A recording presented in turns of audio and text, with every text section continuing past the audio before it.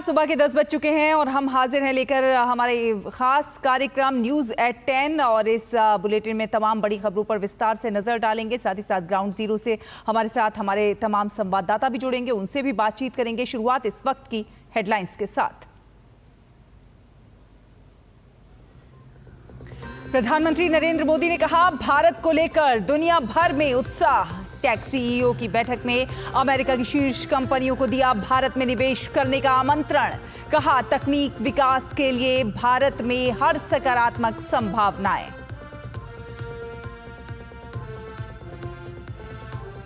प्रधानमंत्री नरेंद्र मोदी ने अमेरिका में कहा, ग्लोबल साउथ की बुलंद आवाज बन रहा है भारत।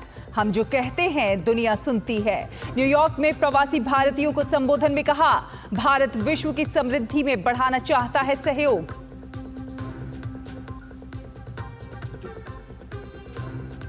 जम्मू कश्मीर में विधानसभा चुनाव के दूसरे चरण के लिए आज थमेगा चुनावी प्रचार। भाजपा, नेशनल कॉन्फ्रेंस और पीडीपी का प्रचार जारी।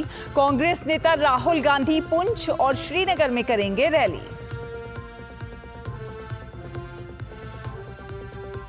हरियाणा चुनाव के लिए प्रचार जोरों पर। वरिष्ठ भाजपा नेता अमित शाह आज टोहाना और जगाधरी में करेंगे जनसभा। कांग्रेस अध्यक्ष मल्लिकार्जुन खड़गे की अंबाला और घरौंदा में जनसभाएं।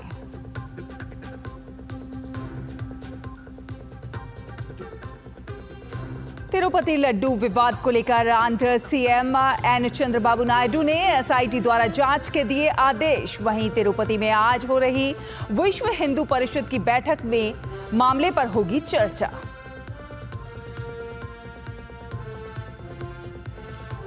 दुनिया की सबसे बड़ी स्वास्थ्य बीमा योजना आयुष्मान भारत प्रधानमंत्री जन आरोग्य योजना के 6 साल हुए पूरे। 55 करोड़ लाभार्थियों को 5 लाख रुपए का स्वास्थ्य कवर का लक्ष्य। हाल में सरकार ने 70 साल से ऊपर के सभी बुजुर्गों को भी दिया योजना का लाभ। एनपीपी नेता अनुराग कुमारा दिसानायके ने श्रीलंका के 9वें राष्ट्रपति पद की ली शपथ। शपथ से पहले श्रीलंका के प्रधानमंत्री दिनेश गुणवर्धने ने दिया इस्तीफा। और चेस ओलंपियाड में भारत ने स्वर्ण जीतकर रचा इतिहास। 97 साल में पहली बार भारतीय पुरुष और महिला टीम ने ओपन वर्ग में जीता स्वर्ण। व्यक्तिगत वर्ग में डी गुकेश, अर्जुन अरगेसी, दिव्या देशमुख, वंतिका अग्रवाल ने जीता स्वर्ण। पीएम मोदी ने जीत पर दी बधाई।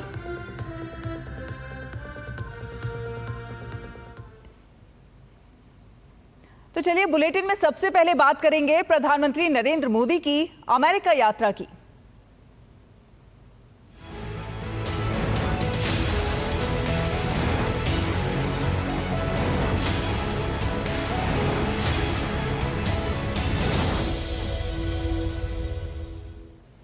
तो आपको बता दें कि प्रधानमंत्री नरेंद्र मोदी ने न्यूयॉर्क में टेक सीईओज की गोलमेज बैठक में हिस्सा लिया।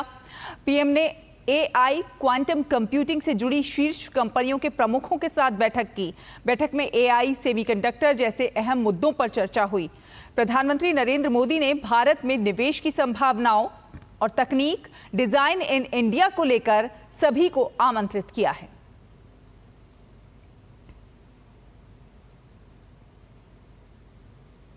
वहीं सीईओज के साथ राउंड टेबल मीटिंग को संबोधित करते हुए पीएम ने डेटा प्रोटेक्शन लॉ की अहमियत को रेखांकित किया।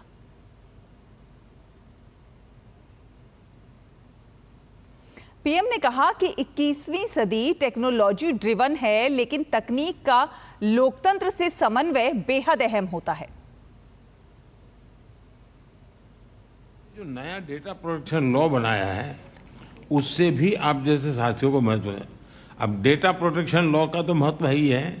अब मैं डेटा पॉलिसी को लेकर के भी आ रहा हूं और मैं गवर्नेंस के मॉडल में डेटा गवर्नेंस पर भी बल दे रहा हूं। मैं गवर्नेंस में एक साइमल्टेनियस पिलर खड़ा करना चाहता हूं जो गवर्नेंस के ट्रेडिशनल मॉडल है, उसके साथ साथ एक गवर्नेंस का डेटा गवर्नेंस का मॉडल, ये दोनों साइमल्टेनियस कैसे काम करे।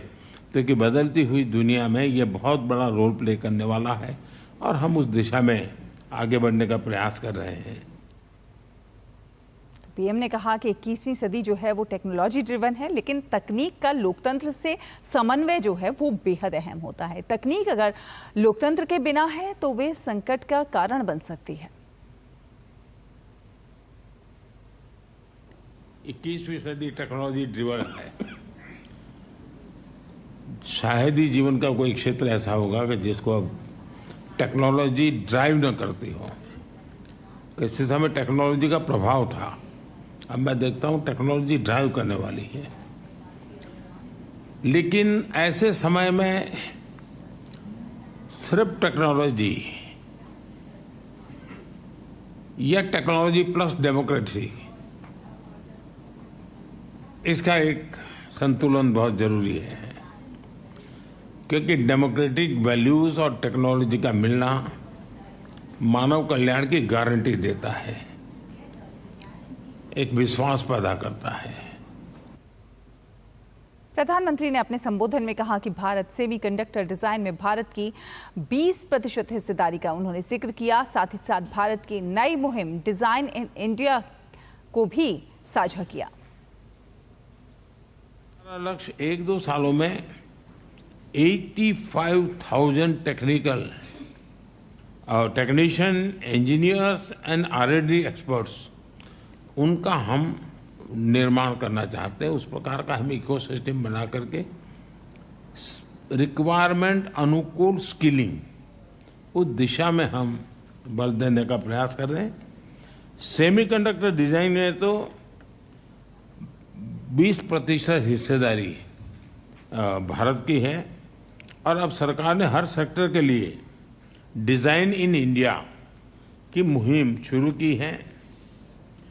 और हाल में ही हमने हाई एंड रिसर्च को प्रमोट करने के लिए $12 बिलियन का रिसर्च फंड भी बनाया है, क्योंकि हम इनोवेशन पर विशेष बल देना चाहते हैं। भारत में मजबूत IPR फ्रेमवर्क, जो आपने उल्लेख किया IPR के संबंध में, और टेक्नोलॉजी और इनोवेशन को संरक्षित करने की दिशा में भी हमारा उतना ही बल है। और प्रधानमंत्री ने स्टेम एजुकेशन में भारतीय युवाओं की बढ़ती हुई रुचि का भी इस दौरान जिक्र किया। साथ साथ उन्होंने कहा कि युवाओं की ट्रेनिंग पर सरकार का सर्वाधिक बल है। भारत की औसत आयु 28 ईयर्स है, और बड़ी बात यह है कि हमारा यूथ स्टेम की पढ़ाई में काफी रुचि ले रहा है। इवन बेटियां भी स्टेम के एजुकेशन में हमारे यहाँ बेटियां भी लीड कर रही है। और मुझे तो याद है कि एक देश में मैं वहाँ के एक बहुत बड़े नेता मुझे पूछ रहा था कि क्या आपके यहाँ बच्चियाँ स्टेम के अंदर रुचि लेती है। जब मैंने उनको आंकड़ा बताया तो उनके लिए सरप्राइज था कि भारत की बेटियां भी उन सारे क्षेत्रों में काफ़ी कुछ कर रही हैं। यूथ का ट्रेनिंग एंड अपस्किलिंग, ये मैं मानता हूं कि बहुत ही फोकस रिक्वायर है, क्योंकि जिस प्रकार से टेक्नोलॉजी में अपग्रेडेशन होता ही चला जा रहा है, और स्किलिंग में अगर हम अपग्रेडेशन नहीं करते हैं तो शायद हम रुक जाएंगे। तो मेरा बल उस दिशा में भी उतना ही ज़्यादा है। और इंडस्ट्री 4.0 के लिए इंडस्ट्री रेडी वर्कफोर्स, वो हम एडवांस में काम करने की दिशा में आगे बढ़ते हैं। आपका अनुभव और आपकी रिक्वायरमेंट, उसके आधार पर अगर कोई हमारे पास प्रोडक्ट मिलता है कि भाई ये हमें चाहिए, तो हम उसके आधार पर काम आगे बढ़ा सकते हैं और बहुत तेजी से इसको हम बढ़ा सकते हैं। पीएम ने बायो E3 तकनीक की जानकारी भी साझा की। उन्होंने कहा कि 2030 तक देश की बायो इकोनॉमी बढ़कर $300 बिलियन होने की संभावना है। मैन्युफैक्चरिंग को बूस्ट करने के लिए हम बायो E3 पॉलिसी लेकर आए हैं। बायो E3 यानी biotechnology for economy, employment and environment, इन तीनों चीज़ों को लेकर के मैंने बायो E3 पॉलिसी को बल दिया है। 2030 तक भारत की बायो इकोनॉमी बढ़कर $300 बिलियन की होने की हम संभावना देखते हैं। प्रधानमंत्री नरेंद्र मोदी ने न्यूयॉर्क में हॉलटेक इंटरनेशनल के संस्थापक और सीईओ डॉक्टर कृष्ण सिंह से मुलाकात की। उन्होंने हॉलटेक की भारत में विनिर्माण बढ़ाने की योजना और परमाणु ऊर्जा के क्षेत्र में सहयोग बढ़ाने की संभावनाओं पर चर्चा की।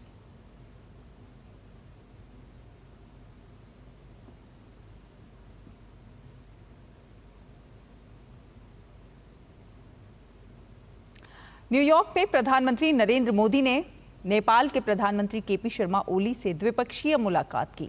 दोनों नेताओं ने आपसी रिश्ते समेत कई वैश्विक और क्षेत्रीय मुद्दों पर चर्चा की।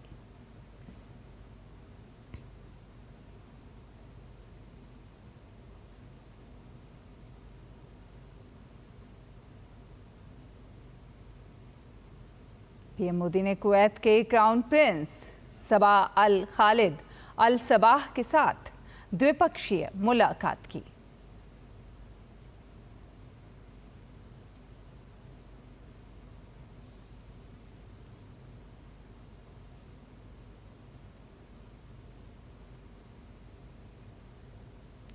प्रधानमंत्री नरेंद्र मोदी ने फिलिस्तीन के राष्ट्रपति महमूद अब्बास से भी द्विपक्षीय मुलाकात की।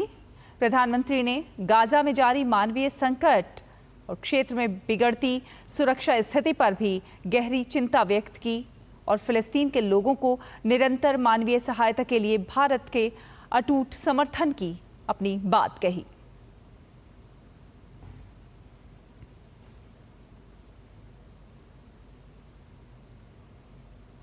प्रधानमंत्री नरेंद्र मोदी ने अमेरिका की धरती पर कहा कि उनका मन और मिशन बिल्कुल साफ है और वो सुशासन और समृद्ध भारत के लिए अपना जीवन समर्पित करेंगे। उन्होंने अपने जीवन के सफर का उल्लेख करते हुए बताया कि उन्होंने देश के अधिकांश हिस्सों का भ्रमण किया। अमेरिकी धरती पर अपनों के बीच प्रधानमंत्री नरेंद्र मोदी ने अपने जीवन के सफर का भी जिक्र किया। उन्होंने कहा कि वो भारत के पहले प्रधानमंत्री हैं जिनका जन्म आजादी के बाद हुआ। उन्होंने कहा कि वो देश के लिए मर तो नहीं पाए, लेकिन इसके लिए जी जरूर सकते हैं। हम देश के लिए मर नहीं पाए, लेकिन हम देश के लिए जरूर जी सकते हैं। पहले दिन से मेरा मन और मेरा मिशन एकदम क्लियर रहा है। मैं स्वराज के लिए जीवन नहीं दे पाया, लेकिन मैंने तय किया सुराज और समृद्ध भारत के लिए जीवन समर्पित करूंगा।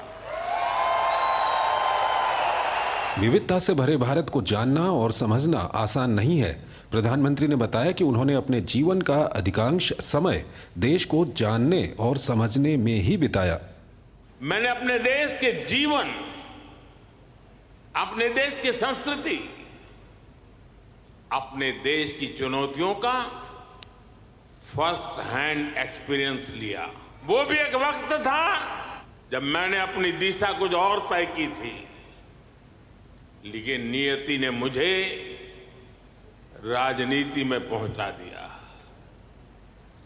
कभी नहीं सोचा था कि एक दिन चीफ मिनिस्टर बनूंगा, और बना तो गुजरात का लॉन्गेस्ट सर्विंग चीफ मिनिस्टर बन गया। 13 साल तक गुजरात का चीफ मिनिस्टर रहा। इसके बाद लोगों ने प्रमोशन देकर मुझे प्राइम मिनिस्टर बना दिया। प्रधानमंत्री ने कहा कि उनके शासन की कार्यप्रणाली को देखते हुए देश की जनता ने उन्हें तीसरी बार प्रधानमंत्री बनाया है। दशकों तक देश के कोने में जाकर मैंने जो सीखा है, उसी ने चाहे राज्य हो या केंद्र, मेरे सेवा के मॉडल को, मेरे गवर्नेंस के मॉडल को इतना सफल बनाया है।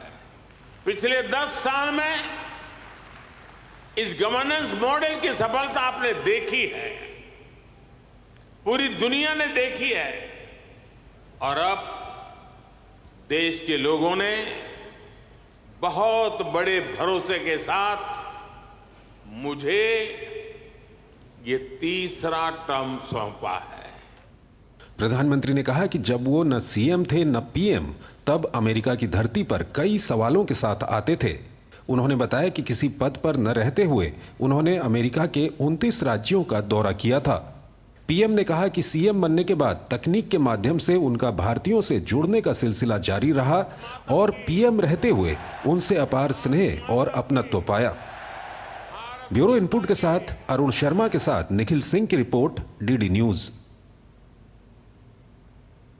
प्रधानमंत्री नरेंद्र मोदी ने अमेरिका दौरे के दूसरे दिन न्यूयॉर्क में भारतीय मूल के लोगों को संबोधित किया। न्यूयॉर्क के नासाउ वेटरन्स कॉलेजियम में पीएम मोदी को सुनने के लिए हजारों लोग मौजूद थे।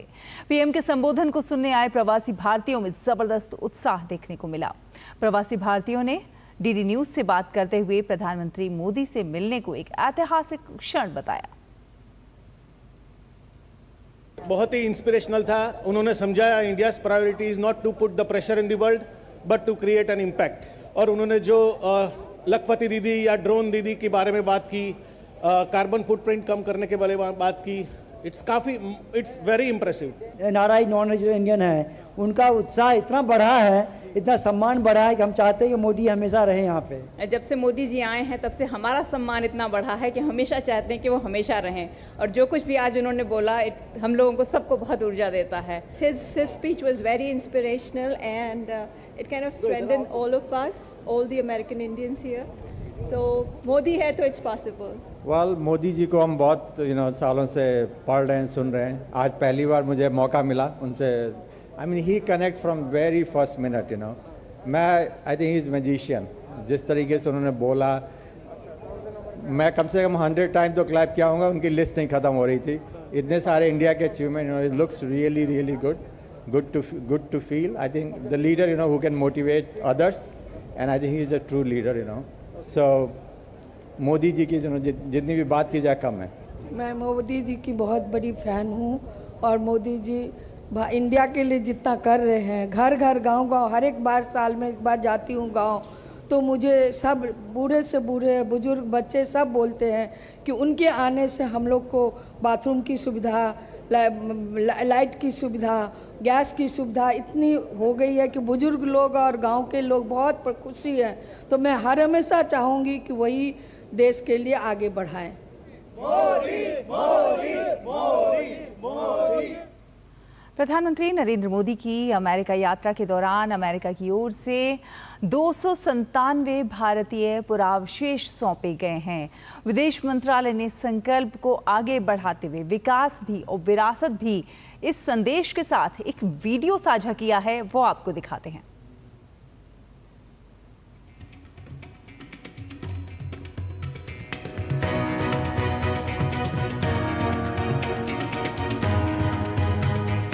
During the visit of the Prime Minister Shri Narendra Modi to the United States from 21st to 23rd September 2024, the United States has handed over 297 pieces of Indian antiquities. Some of these antiquities include a 3rd to 4th century CE terracotta vase from Eastern India depicting seated and standing figures in 2 tiers, 5th to 6th century CE sandstone sculpture from North India depicts Buddha standing holding his robe in Abhay Mudra. 17th to 18th century CE bronze idol from Eastern India shows 4-armed Vishnu on a lotus pedestal. Large copper anthropomorphic figure with folded hands from North India dating to 2000 to 1800 BCE. 17th to 18th century CE bronze idol from South India depicting a Jain Tirthankara standing on a pedestal. 10th to 11th century CE sandstone figure from Central India of a female in Tribhanga with a crown and ornaments. 1st century BC, 1st century CE South Indian limestone of a turbaned male, 2 females and an elephant rider with a wheel and horse head. These antiquities are made of materials like terracotta, stone, ivory, wood, copper, bronze, and span a vast timeline of Indian history from 2000 BCE to the 19th century. They contain 178 terracotta figures. Most of them come from eastern India, with a few from Jammu and Kashmir. These antiquities belong to all regions of India. 47 antiquities from North India, 28 from Central India, 35 from South India, and 3 from Western India. The return of lost and stolen Indian antiquities has become a priority for the Government of India under the leadership of Prime Minister Narendra Modi. Since 2014, 345 antiquities have returned to India from around the world, of which 281 were returned from the United States of America between 2016 and 2023. The return of antiquities by the US side is in keeping with the larger objective of the two governments to bring their people closer and foster deeper cultural understanding.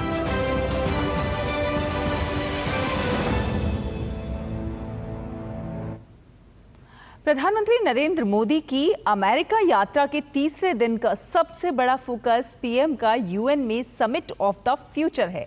कितना महत्वपूर्ण है ये संबोधन और ये सम्मेलन किन मायनों में बहुत खास है, ये बता रहे हैं न्यूयॉर्क से हमारे संवाददाता निखिल सिंह। सोमवार को प्रधानमंत्री नरेंद्र मोदी यूनाइटेड नेशंस में समिट ऑफ द फ्यूचर को संबोधित करेंगे।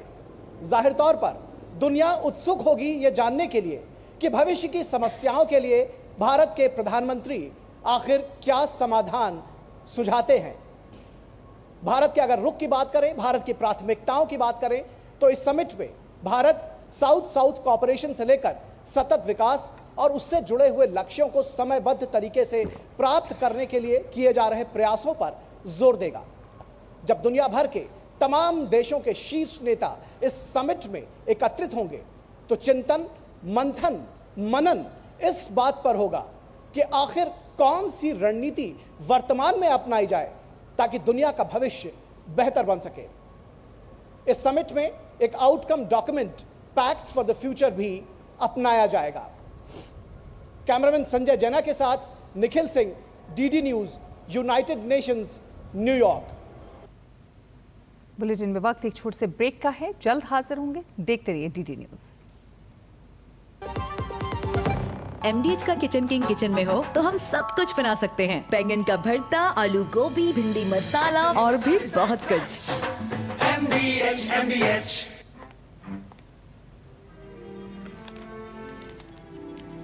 इतनी जल्दी पैसे डबल?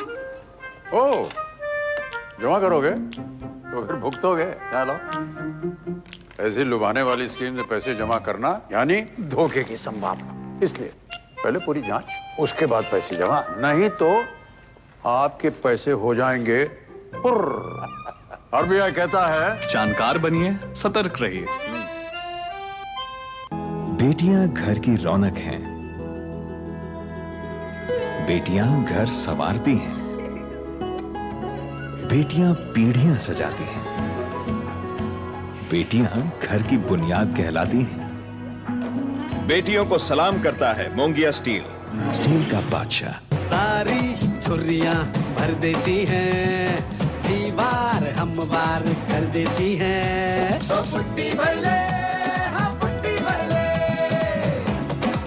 वंडर वॉल पुट्टी दे एक परफेक्ट फिनिश। ब्रेक के बाद स्वागत है आपका और अब बात करेंगे हरियाणा और जम्मू कश्मीर विधानसभा चुनाव की।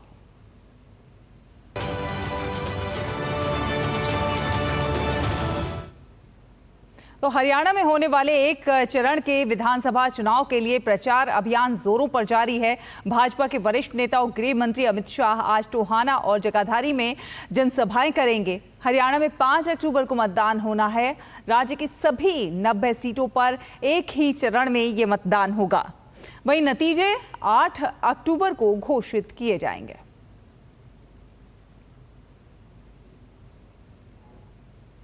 और कांग्रेस अध्यक्ष मल्लिकार्जुन खड़गे आज राज्य में 2 चुनावी रैलियों को संबोधित करेंगे। कांग्रेस अध्यक्ष आज हरियाणा के अंबाला और घरौंदा में जनसभाओं को संबोधित करेंगे।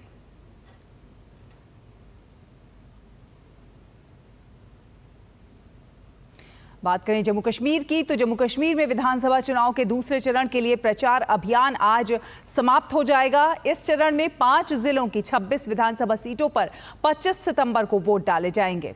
दूसरे चरण में जम्मू के रियासी, राजौरी और पुंछ तथा कश्मीर घाटी में श्रीनगर और बडगाम जिले में मतदान होगा। इनमें से 11 सीटें जम्मू डिवीजन के 3 जिलों में हैं। पुंछ जिले में पुंछ हवेली भी एक निर्वाचन क्षेत्र है जहां पर दूसरे चरण में मतदान कराया जा रहा है। जम्मू कश्मीर विधानसभा चुनाव 3 चरणों में कराए जा रहे हैं। वोटों की गिनती 8 अक्टूबर को होगी।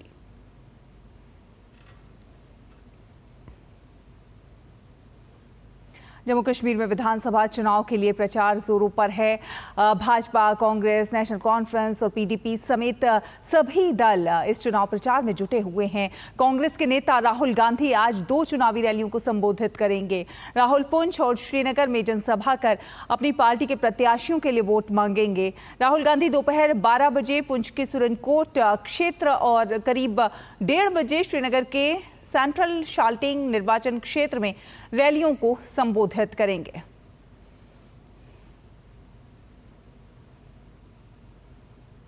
और श्रीनगर से निशांत कुमार राय ज्यादा जानकारी के साथ हमारे साथ जुड़ रहे हैं। निशांत, चुनाव प्रचार जो है आज दूसरे चरण के लिए जोर शोर से जारी है, क्योंकि आज ये दूसरे चरण के लिए प्रचार अभियान जो है वो समाप्त हो जाएगा।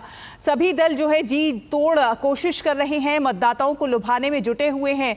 अगर बात करें मेन पार्टियों की, उसके अलावा जो निर्दलीय उम्मीदवार हैं वो भी कड़ी चुनौती देते हुए नजर आ रहे हैं।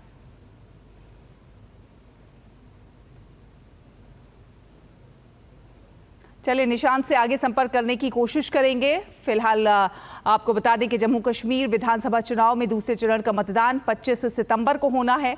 दूसरे चरण में नौशेरा विधानसभा सीट पर भी मतदान होगा। नौशेरा राज्य की अहम सीटों में से एक है। अनुच्छेद 370 हटने के बाद शांति की बहाली भी एक अहम चुनावी मुद्दा है। नौशेरा सीट पर इस बार भाजपा के उम्मीदवार हैं रविंद्र रैना।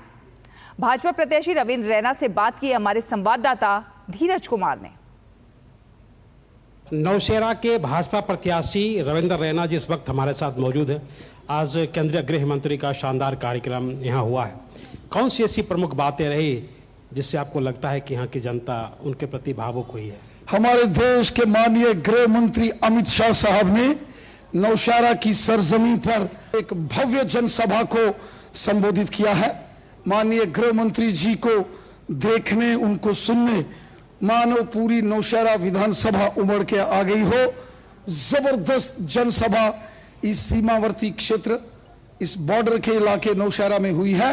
जो विपक्ष का जो आरोप है कि रैना साहब यहाँ 10 साल से एक तरीके से यहाँ का शासक रहे हैं, लेकिन 10 साल में जो नौशेरा का विकास होना चाहिए था, चाहे टनल के माध्यम से या बाकी माध्यम से, वो ज्यादा नहीं। एक भव्य टनल, भव्य नेशनल हाईवे का निर्माण यहां हो रहा है।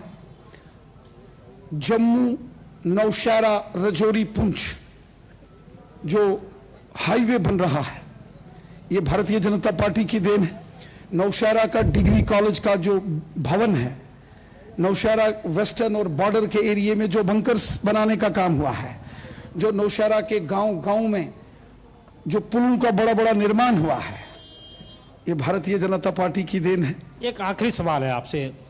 5 अगस्त 2019 अनुच्छेद 370 यहाँ से हटा। ये फेंसिंग का इलाका है नौशेरा। यहाँ के लोगों ने भी मुझे बताया कि वो गोले, बम, बारूद, घरों से उठता धुआं, कितना अमन यहाँ पे कायम हुआ है। एक दौर था जब दिल्ली में कांग्रेस की और जम्मू कश्मीर में फारूक अब्दुल्ला की पार्टी की सरकार होती थी। बॉर्डर के ऊपर बहुत खराब हालात होते थे और देश के अंदर आतंकवाद, अलगाववाद, पत्थरबाजी की बहुत घटनाएं होती थी। नौशेरा ने बहुत सहा है। नौशेरा चूंकि सीमावर्ती क्षेत्र है, बॉर्डर के ऊपर है, यहाँ बहुत तबाही पिछले 40 सालों में यहाँ की लोगों ने देखी है। आज मोदी साहब के दौर में अमन, शांति और खुशहाली है, भाईचारा है। बस एक छोटा सा बात और आज गृह मंत्री ने एक बहुत बड़ी बात है कि बंकर की जरूरत नहीं पड़ेगी। क्यों कहा इस? चूंकि एक जमाना था कि बॉर्डर के ऊपर बहुत गोलाबारी होती थी, सीमा के जो गांव थे वहां रहना बहुत मुश्किल होता था। लेकिन मोदी जी के नेतृत्व में, माननीय गृह मंत्री जी के अथक प्रयासों से आज सीमा पर, बॉर्डर पर शांति है, अमन है। तो ये थे हमारे साथ नौशेरा से भाजपा प्रत्याशी जिन्होंने बताया कि अनुच्छेद 370 के निरस्त होने के बाद नौशेरा में कैसे लोग शांति से, अमन से अपनी जिंदगी जी रहे हैं। कैमरामैन राधे कृष्णा के साथ धीरज कुमार, डीडी न्यूज, नौशेरा। और श्रीनगर से ज्यादा जानकारी के साथ हमारे सहयोगी निशांत कुमार राय हमारे साथ जुड़ रहे हैं। निशांत, अमन, शांति और खुशहाली की बात हो रही है और इस पर वोट मांगे जा रहे हैं, जनता से बात की जा रही है और जनता भी कहीं ना कहीं शांति चाहती है, खुशहाली चाहती है। काफ़ी रोचक होता जा रहा है ये जो जम्मू कश्मीर का चुनाव है। तमाम जो मैदान में प्रत्याशी हैं वो अपने अपने स्तर पर चुनाव प्रचार कर रहे हैं। किस तरह से देख रहे हैं आप ज़मीन पर इस चुनाव प्रचार को? देखिए, अगर बात की जाए अमन और शांति की तो उसका असर जरूर इन चुनाव में देखने को मिला है। अगर पहले चरण की वोटिंग को देखा जाए, सबसे बड़ी बात है कि जिस तरीके से वोटिंग हुई है, खासकर साउथ कश्मीर से, ये दिखलाता है कि आवाम जो है वो जमहूरियत का जश्न में शामिल हो रही है और सीधे तौर पर अपने उम्मीदवारों को चुन रही है। और सबसे बड़ी बात अगर ग्राउंड की जाए तो कोई भी पॉलिटिकल पार्टी ऐसी नहीं है जो दावा कर सके कि वो ये चुनाव जीत रही है, क्योंकि शांति के साथ अपने प्रत्याशियों को चुनने की प्रक्रिया जारी है।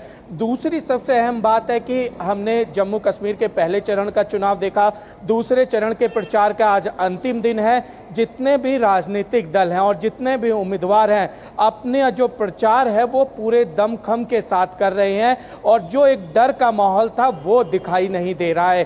कहा जा सकता है कि जो पूरी तरीके से जम्मू कश्मीर की स्थिति बदली है वो कहीं ना कहीं यहाँ की आवाम को ये संदेश जा रहा है और इसी के चलते आवाम जो है ये जो लोकतंत्र का महापर्व है मतदान, उसमें भाग ले रही है। सबसे बड़ी बात है कि जिस तरीके से दूसरे चरण के चुनाव की बात की जाए, 26 सीटों पर ये चुनाव हो रहे हैं। 26 सीटों में जो बड़े दिग्गज हैं, रविंद्र रैना जिनसे कि अभी हमारे सहयोगी बात कर रहे थे, बीजेपी के प्रदेश अध्यक्ष नौशेरा से उम्मीदवार हैं। इसके अलावा तारिक हमीद जो कि कांग्रेस से उम्मीदवार हैं, श्रीनगर की सीट से आज राहुल गांधी उनके प्रचार के लिए श्रीनगर में भी आ रहे हैं। अल्ताफ बुखारी जो कि अपनी पार्टी के अध्यक्ष हैं, उनकी साख दांव पर लगी और उमर अब्दुल्ला पूर्व मुख्यमंत्री जम्मू कश्मीर, वो 2 सीटों से चुनाव लड़ रहे हैं और दोनों दूसरे चरण में ये दोनों सीटें आ रही हैं।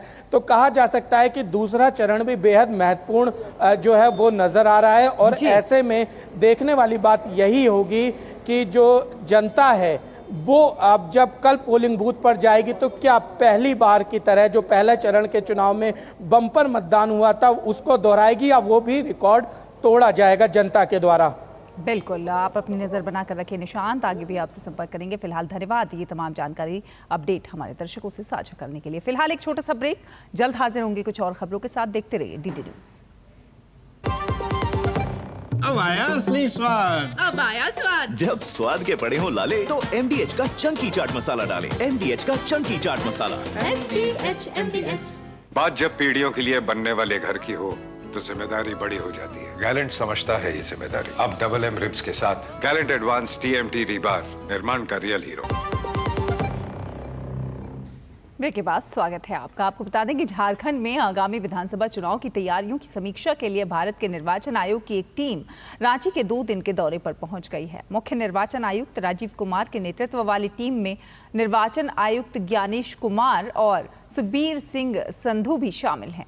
आयोग की टीम रांची में राजनीतिक दलों के प्रतिनिधियों के साथ मुलाकात करेगी।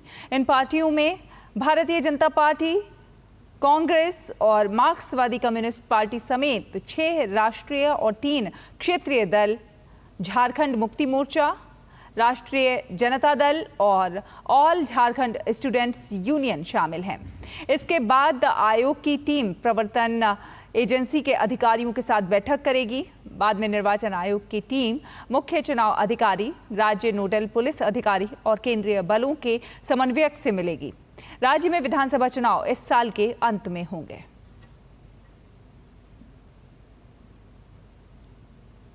केंद्रीय मंत्री और बीजेपी अध्यक्ष जेपी नड्डा आज झारखंड के दौरे पर रहेंगे। जेपी नड्डा आज राज्य में दक्षिणी छोटा नागपुर प्रमंडल परिवर्तन यात्रा का शुभारंभ करेंगे। झारखंड के खूंटी से शुरू होने वाली इस यात्रा का शुभारंभ वे भगवान बिरसा मुंडा की प्रतिमा पर पुष्पांजलि अर्पित कर करेंगे। और आज से नई दिल्ली में 2 दिवसीय 10वें राष्ट्रमंडल संसदीय संघ भारत क्षेत्र सम्मेलन की शुरुआत होगी। भारतीय संसद इस सम्मेलन की मेजबानी कर रहा है। सम्मेलन का विषय है सतत और समावेशी विकास की प्राप्ति में विधायी निकायों की भूमिका। सम्मेलन की अध्यक्षता लोकसभा अध्यक्ष ओम बिरला करेंगे।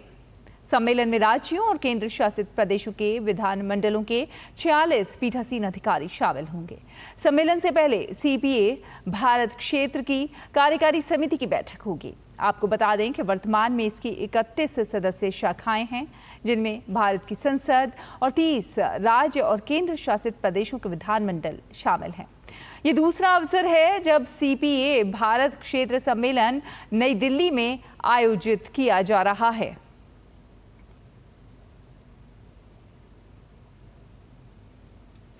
और तिरुपति लड्डू विवाद को लेकर आंध्र प्रदेश के मुख्यमंत्री एन चंद्रबाबू नायडू ने विशेष जांच दल यानी एसआईटी द्वारा जांच के आदेश दिए हैं। आरोप है कि वाईएसआर कांग्रेस पार्टी के सत्ता में रहने के दौरान तिरुपति लड्डू बनाने के लिए घी में पशु वसा की मौजूदगी थी।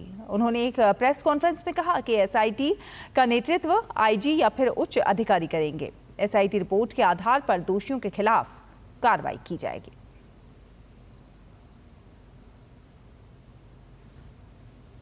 I am doing 3 angles. One is, first of all, purification. Second, I am ordering an inquiry, IGP level or more than that. Then the team will establish the facts. Finally, all temples, all prayer places, respect to religious people only will work. We will prepare standard operation procedures for all temples. और तिरुपति में आज विश्व हिंदू परिषद की केंद्रीय मार्गदर्शक मंडल की आज बैठक हो रही है।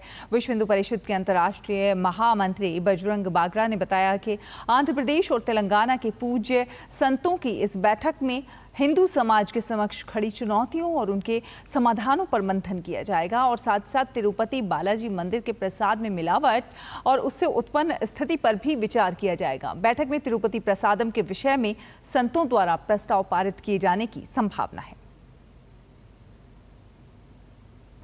तीर्थ स्थल तिरुपति के मंदिर में भक्तों को बांटे जाने वाले प्रसाद में जिस प्रकार से अपवित्र पदार्थों के शामिल करने की सूचना मिली है, पूरा हिंदू समाज इससे बड़ा व्यथित है, बहुत आहत है।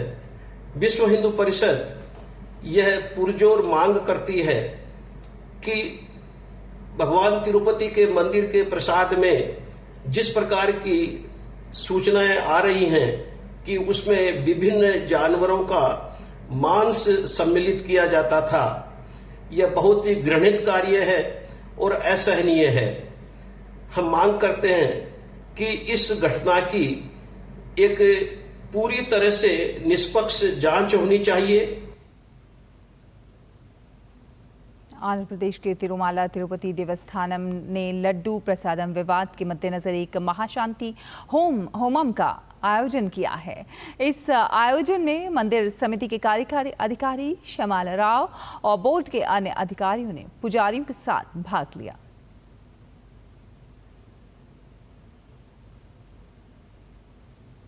उत्तर प्रदेश के रामपुर में रेलवे ट्रैक पर लोहे का खंभा रखने के आरोप में जीआरपी ने 2 आरोपियों संदीप चौहान और विजेंद्र उर्फ टिंकू को गिरफ्तार किया है। आरोपी संदीप पर पहले से 16 जबकि विजेंद्र पर 2 आपराधिक मुकदमे दर्ज हैं। आपको बता दें कि इससे पहले 18 सितंबर की रात नैनी जनशताब्दी एक्सप्रेस ट्रेन के लोको पायलट ने अपनी सूझबूझ से ट्रैक पर खंभा देखकर इमरजेंसी ब्रेक लगाकर इस हादसे को टाल दिया था।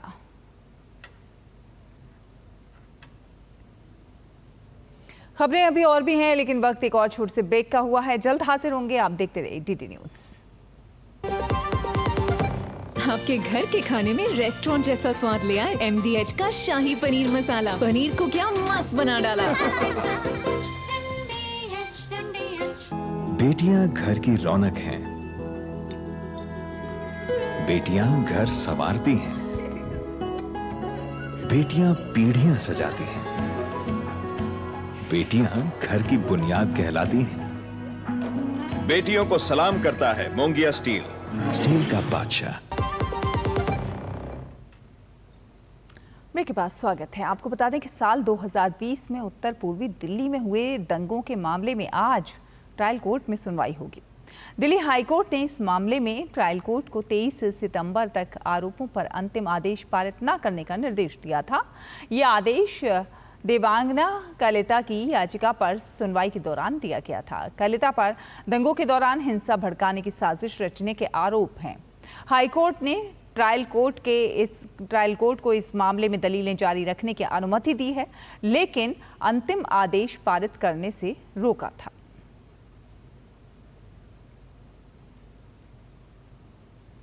और उत्तर प्रदेश के सुल्तानपुर में ज्वेलर्स की दुकान पर हुई डकैती के मुख्य आरोपी अनुज प्रताप सिंह को पुलिस ने उन्नाव में हुई मुठभेड़ में मार गिराया है। अनुज प्रताप सिंह अमेठी के जनापुर निवासी था और उस पर 1 लाख रुपए का इनाम घोषित किया गया था। उन्नाव के अचलगंज थाना क्षेत्र में हुई मुठभेड़ के बाद अनुज को अस्पताल ले जाया गया, जहां डॉक्टरों ने उसे मृत घोषित कर दिया। उन्नाव के एएसपी अखिलेश सिंह ने बताया कि मुठभेड़ में एक बदमाश घायल हुआ, जबकि दूसरा मौके का फायदा उठाकर भागने में कामयाब रहा। घायल बदमाश की शिनाख्त अमेठी के मोहनगंज थाना इलाके के रहने वाले अनुज प्रताप सिंह पुत्र धर्मराज सिंह के रूप में हुई है।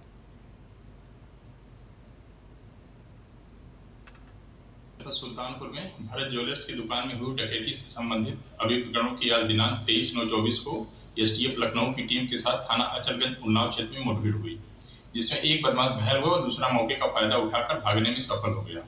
घायल बदमाश की शिनाख्त अनुज प्रताप सिंह पुत्र धर्मराज सिंह निवासी ग्राम जनापुर थाना मोहनगंज जनपद अमेठी के रूप में की गई, जो 1 लाख का इनामिया था। घायल बदमाश को प्राथमिक उपचार हेतु 108 एम्बुलेंस के माध्यम से सरकारी अस्पताल में भेजा गया, जहां से उसे प्राथमिक उपचार के बाद जिला अस्पताल उन्नाव भेजा गया। जिला अस्पताल में अभियुक्त को चिकित्सक द्वारा मृत घोषित कर दिया गया। जिला फील्ड यूनिट की टीम और थाना अचलगंज पुलिस द्वारा अग्रिम विधिक कार्रवाई की जा रही है। और दुनिया की सबसे बड़ी स्वास्थ्य बीमा योजना आयुष्मान भारत योजना के 6 साल पूरे हो गए हैं। इस योजना के जरिए गरीबों को 5 लाख रुपए तक का सालाना मुफ्त इलाज की व्यवस्था की गई है। इस योजना को प्रधानमंत्री जन आरोग्य योजना भी कहा जाता है। आपको दिखाते हैं ये खास रिपोर्ट। गरीब व्यक्ति पैसे के अभाव में इलाज से वंचित न रहे, इसके लिए प्रधानमंत्री नरेंद्र मोदी ने 23 सितंबर 2018 को दुनिया की सबसे बड़ी स्वास्थ्य बीमा योजना प्रधानमंत्री जन आरोग्य योजना की शुरुआत की। इसके तहत 12 करोड़ से ज्यादा गरीब परिवारों को हर साल 5 लाख तक का मुफ्त इलाज देने का प्रावधान है। इस योजना के दायरे में करीब 55 करोड़ से अधिक लोग आते हैं। हाल ही में कैबिनेट ने 70 साल से अधिक उम्र के लोगों को आयुष्मान भारत योजना के दायरे में लाने की मंजूरी दी है। सभी बुजुर्गों को irrespective of any income group all have been included in Ayushman Bharat above the age of 70 और इसको हम अक्टूबर महीने में हम इसको लॉन्च कर देंगे। बीते 6 सालों में प्रधानमंत्री जन आरोग्य योजना के तहत अब तक 37 करोड़ से अधिक लाभार्थी का आयुष्मान कार्ड बन गया है। योजना में 1949 हेल्थ पैकेज हैं, जिनमें 27 मेडिकल स्पेशलिटी पैकेज भी शामिल हैं, जिसमें जनरल मेडिसिन, सर्जरी, कैंसर, दिल की बीमारी शामिल है। इस योजना में अस्पताल से छुट्टी मिलने के बाद 15 दिनों तक जांच, खाना और आने जाने की सुविधा दी जाती है। इस योजना से पूरे देश में 29,648 अस्पताल, जिसमें 13,049 निजी अस्पताल जुड़े हैं। आयुष्मान भारत योजना के तहत अब तक करीब 8 करोड़ से ज्यादा गरीबों को अस्पताल में भर्ती रहते हुए मुफ्त इलाज मिल गया है। इनमें 49% महिलाएं हैं। अगर बीमारियों की बात करें तो सबसे ज्यादा लाभ कैंसर, किडनी, दिल की बीमारी, जनरल मेडिसिन और गैस्ट्रो की बीमारी से ग्रस्त लोगों ने उठाया है।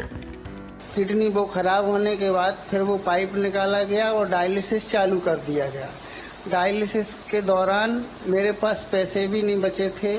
आयुष्मान कार्ड की देन है, मैं उनका इलाज करा पा रहा हूँ। 73 दिन था मेरा बच्चा एडमिट और आयुष्मान कार्ड का मेरा पूरा आयुष्मान कार्ड से इलाज हुआ, उसमें मेरा पैसा नहीं लगा बिल्कुल हॉस्पिटल में। हम आर्थिक स्थिति से इतना मजबूत नहीं थे कि हम इलाज करा पाते बच्चे के, तो ज़्यादा नहीं गया हूँ। केंद्र सरकार की इस योजना से हम लोग बहुत संतुष्ट हैं और खुश हैं। इस योजना का सबसे बड़ा फायदा इसकी पोर्टेबिलिटी है। इसका मतलब है कि अगर किसी राज्य में आपका कार्ड बना है तो आप दूसरे राज्य में भी पैनल वाले अस्पताल में इलाज करा सकते हैं। अंतरराज्यीय पोर्टेबिलिटी की वजह से करीब 12 लाख लोगों को इलाज का लाभ मिला और करीब 3100 करोड़ रुपए सरकार ने खर्च किए। आयुष्मान भारत स्कीम 33 राज्यों और केंद्र शासित राज्यों में लागू है। अभी दिल्ली, पश्चिम बंगाल और ओडिशा में ये स्कीम लागू नहीं है। यह योजना पूरी तरह से कैशलेस है। आयुष्मान भारत योजना 23 राज्यों में ट्रस्ट मॉडल, 7 राज्यों में इंश्योरेंस मॉडल और 3 राज्यों में हाइब्रिड मॉडल में लागू है। Nitendra Singh, DD news, Delhi. और अब बात स्वच्छ भारत मिशन की।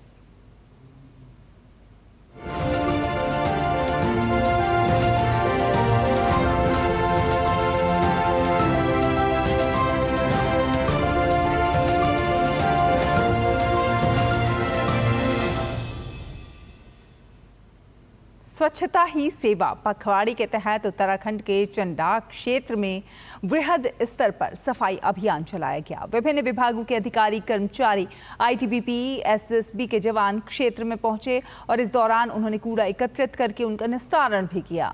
नगर के चंडाक क्षेत्र में चलाए गए इस अभियान के दौरान सीडीओ डॉक्टर दीपक सैनी ने सभी को एक स्वच्छता की शपथ भी दिलाई। स्वच्छता ही सेवा कार्यक्रम के तहत उत्तराखंड के विभिन्न जिलों में बृहद स्वच्छता अभियान चलाया जा रहा है। पिथौरागढ़ जिले में भी सफाई अभियान जोरों पर है। जिला प्रशासन की ओर से चंडाक क्षेत्र में स्वच्छता अभियान चलाया गया। इस अभियान में आईटीबीपी, एसएसबी और कुमायूं रेजिमेंट की पर्यावरण वाहिनी के साथ ही विभिन्न विभागों के अधिकारियों, कर्मचारियों और स्थानीय जनता ने प्रतिभाग किया। इस दौरान जिले के मुख्य विकास अधिकारी दीपक सैनी ने सभी लोगों को पर्यावरण को स्वच्छ रखने की शपथ दिलाते हुए हस्ताक्षर अभियान की शुरुआत की। अभियान में मौजूद लोगों को 3 हिस्सों में बांटा गया। मुख्य विकास अधिकारी ने स्वच्छता अभियान में भाग लेने के लिए सभी लोगों का आभार जताया। केंद्रीय पैरामिलिट्री बल जो हैं आईटीबीपी 14वां बटालियन, 55 बटालियन एसएसबी और 130 बटालियन टेरिटोरियल आर्मी को टास्क फोर्स, वन विभाग, जिला प्रशासन के समस्त अधिकारीगण एवं कर्मचारीगण और साथ ही साथ जो है अन्य स्थानीय जनता हमारी यहाँ पर सभी लोग आए हैं और बढ़ चढ़कर इस कैंपेन में पार्टिसिपेट कर रहे हैं। बृहद सफाई कैंपेन हम यहाँ चला रहे हैं। सर्वप्रथम जो है स्वच्छता से संबंधित जो शपथ जो है हमारी तो ग्रहण किया गया है सभी द्वारा और एक संकल्प लिया गया है कि हम अपने जनपद को, अपने राज्य को और अपने देश को जो है स्वच्छ बनाएंगे और इसी दिशा में सभी को मोटिवेट भी करेंगे। वहीं स्वच्छता अभियान में भाग ले रहे लोगों ने युवाओं को संदेश देते हुए कहा कि वह अपने आसपास और घर के साथ ही पर्यटक स्थलों पर भी गंदगी ना करें और उन्हें स्वच्छ रखने में सहयोग दें। मैं नई जनरेशन से ये कहना चाहती हूँ, आप जाओ और मस्ती करो, मगर जो ये गंदगी फैलाती हो उसके लिए बहुत बुरी बात है। मंदिरों का बहुत बुरा हाल कर रखा है। आप अपने घर को तो बहुत साफ रखते हो, मगर जो ये पर्यटक स्थल है या मार्केट की कहीं भी जगह है बहुत ही गंदगी फैला रखी है। इसलिए मुझे नौजवानों से कहना है कि थोड़ी साफ सफाई में भी ध्यान रखें और हम लोगों को ये आज इतना साफ करना पड़ता है। अगर आप लोग नहीं करे रहते तो मंदिरों की हालत ऐसी नहीं होती। स्वच्छता ही सेवा अभियान की शुरुआत 17 सितंबर से हुई थी। इस अभियान ने स्वच्छता और पर्यावरण स्थिरता पर विशेष जोर दिया है। Bureau report, TD news. फिलहाल एक और छोटा सा ब्रेक, जल्द हाजिर होंगे। देखते रहिए टीडी न्यूज।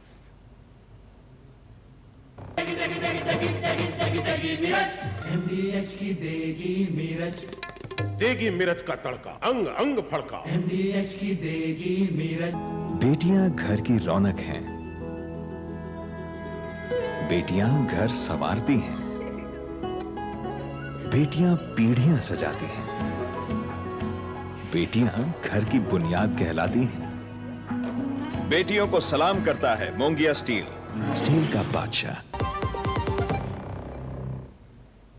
ब्रेक के बाद स्वागत है आपका। आपको बता दें, नई दिल्ली में आयोजित वर्ल्ड फूड इंडिया में कृषि और प्रसंस्कृत खाद्य उत्पाद निर्यात विकास प्राधिकरण यानी एपिडा ने विशेष उपलब्धि हासिल कर कार्यक्रम के दौरान एपिडा ने प्रोसेस्ड फूड, खाद्य पदार्थों के साथ ही मिलेट जैविक उत्पादों के 150 से ज़्यादा स्टॉल्स और प्रदर्शनी लगाई। साथ ही साथ खाद्य निर्यात में भारत को जो ये मजबूती प्रदान करेंगी।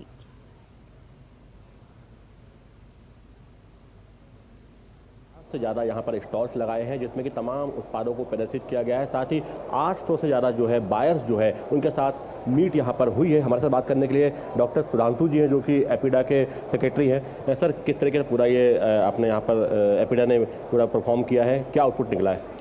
वर्ल्ड फूड इंडिया के आयोजन पर हम लोगों ने ख़ास तौर पर यहाँ पर हॉल नंबर 3 में 200 एग्जिबिटर्स हमारे यहाँ पर, जिन्होंने एग्रीकल्चर सेक्टर के प्रोसेस फूड है, मिलेट के प्रोडक्ट हैं, ऑर्गेनिक प्रोडक्ट हैं, फ्रेश क्या है, उन सब के प्रोडक्ट को शोकेस किया है। हमारे एक्सपोर्टर्स वहाँ पर हैं। 800 हम लोगों ने भारतीय दूतावास के थ्रू जो 800 यहाँ पर बायर्स बुलाए हैं, उन बायर्स की एक जो बायर सेलर मीट उनकी ऑर्गेनाइज करवाई है।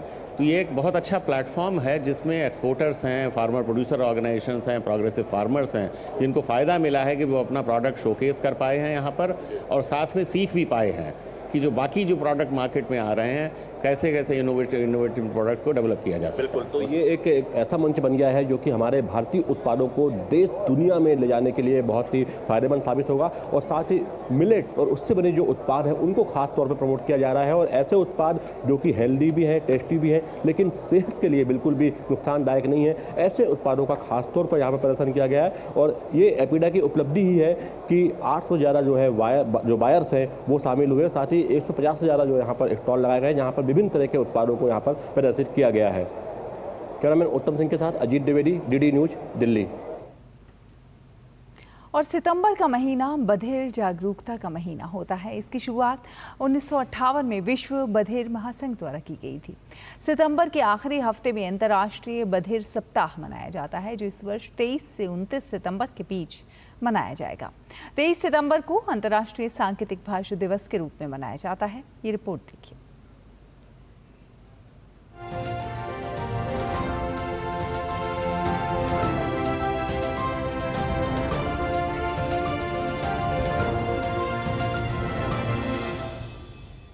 सितंबर माह बधिर जागरूकता का महीना होता है, जो बधिर और कम सुनने वाले लोगों की संचार आवश्यकताओं और विशिष्ट पहचान के बारे में जागरूकता लाता है।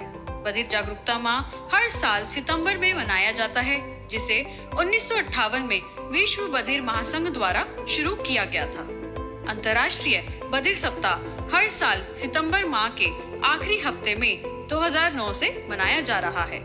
वहीं 23 सितंबर को हर साल सांकेतिक भाषाओं के अंतर्राष्ट्रीय दिवस के रूप में मनाया जाता है। संयुक्त राष्ट्र महासभा ने 2017 में अंतर्राष्ट्रीय सांकेतिक भाषा दिवस को आधिकारिक रूप से मनाने की घोषणा की थी, जिसके बाद यह पहली बार 2018 में मनाया गया। इस दिन को इसलिए मनाया जाता है जिससे बधिर समुदायों के जीवन में सांकेतिक भाषाओं के महत्व के बारे में और मानवाधिकारों के बारे में जागरूकता फैलाई जा सके। इस वर्ष अंतर्राष्ट्रीय बधिर सप्ताह 23 से 29 सितंबर के बीच मनाया जाएगा, जिसके दौरान बधिर समुदाय व सांकेतिक भाषा की जागरूकता से संबंधित कार्यक्रम आयोजित किए जाते हैं। भारत सरकार ने सांकेतिक भाषा और बधिर समुदाय को बढ़ावा देने के लिए कई कदम उठाए हैं। दिव्यांग व्यक्तियों के अधिकार अधिनियम 2016 को लागू किया। भारतीय सांकेतिक भाषा अनुसंधान एवं प्रशिक्षण केंद्र शुरू किया, जिसकी स्थापना 2015 में सामाजिक न्याय और अधिकारिता मंत्रालय ने की। उच्च शिक्षा में सहयोग के लिए वैज्ञानिकों और बधिर शिक्षा विशेषज्ञों के साथ साझेदारी की, जिससे बधिर बच्चों को स्टेम यानी साइंस, टेक्नोलॉजी, इंजीनियरिंग, मैथमेटिक्स विषयों में उच्च शिक्षा प्राप्त करने में मदद मिलेगी। बधिर शिक्षार्थियों के लिए शैक्षिक संसाधन उपलब्ध कराने के लिए कदम उठाए। बधिरों को समाज में समान अवसर प्रदान करने के लिए आमजन की भागीदारी बेहद महत्वपूर्ण है। आइए जानते हैं बधिर जागरूकता माह में सहयोगी कैसे बने। बुनियादी सांकेतिक भाषा सीखे, बधिर संस्कृति को समझे। बधिरता और बधिर जागरूकता माह के बारे में सोशल मीडिया में सूचनात्मक और शैक्षिक पोस्ट साझा करें। बधिर जागरूकता कार्यक्रम में भाग लें। इस वर्ष 23 सितंबर अंतर्राष्ट्रीय सांकेतिक भाषा दिवस का थीम है सांकेतिक भाषा अधिकारों के लिए प्रतिबद्ध होना। आइए हम सभी इसमें बढ़ चढ़कर भाग लें और एक समावेशी समाज की ओर अग्रसर हों।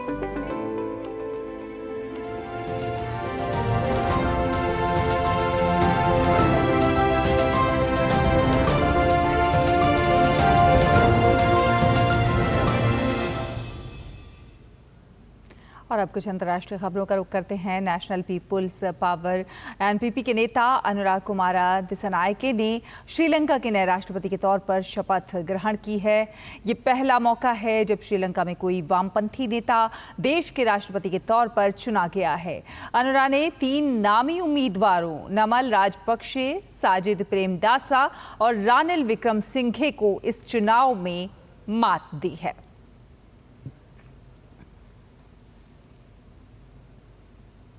इसी के साथ इस बुलेटिन में फिलहाल इतना ही। डीडी न्यूज़ पर खबरों का सफर लगातार जारी है। आप देखते रहिए डीडी न्यूज़। नमस्कार।